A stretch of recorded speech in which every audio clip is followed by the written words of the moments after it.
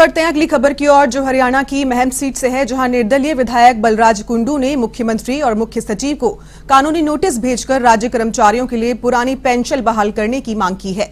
उन्होंने कहा है कि एक दिन मात्र विधायक रहने वाला आजीवन पेंशन लेता है, साथ ही जितनी बार वह विधायक चुना जाता है उतनी बार के लिए पेंशन लिया जाता है।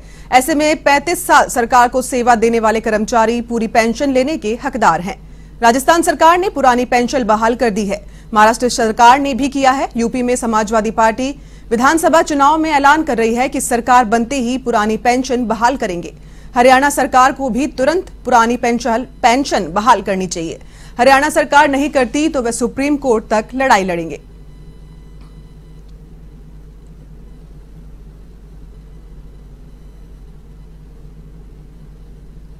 मैंने आज चीफ सेक्रेटरी हरियाणा को और मुख्यमंत्री हरियाणा को लीगल नोटिस भेजा है कर्मचारियों की ओल्ड पेंशन स्कीम को लागू कराने बारे में। कर्मचारियों को जो न्यू पेंशन स्कीम के तहत जो उनके साथ कुठाराघात हो रहा है, जो उनके साथ में गलत व्यवहार हो रहा है, जो उनके अधिकारों का हनन हो रहा है, उसको देखते हुए मैंने ये लीगल नोटिस भेजा है।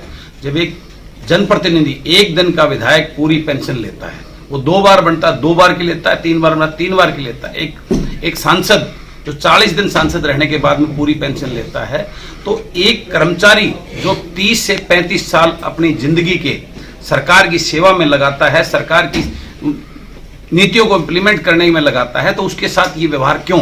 तो मैंने ये नोटिस इस बेस पे भेजा है। या तो पुरानी पेंशन जो का बेनिफिट इन कर्मचारियों को दिया जाए, अगर नई पेंशन तो जनप्रतिनिधियों एमएलए एमपी पर भी नई पेंशन स्कीम लागू होनी चाहिए, उसका उनके साथ में, अन्यथा उन पे भी नई पेंशन लगाओ और उनकी पेंशन को बंद करने का काम करना चाहिए।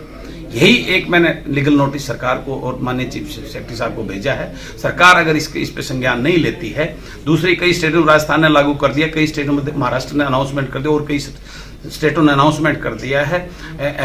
उत्तर प्रदेश के अंदर अखिलेश ने घोषणा की हुई है, मैं अगर मुख्यमंत्री बनता हूं तो पहली कैबिनेट में सबसे पहला फैसला पुरानी पेंशन को बहाल करने में करूंगा। तो हरियाणा सरकार के क्यों पीछे हट रही है? तो अगर हरियाणा सरकार इसमें संज्ञान नहीं लेती है तो मैं इनकी लड़ाई सुप्रीम कोर्ट तक भी मुझे जाना पड़े तो इनकी लड़ाई लड़के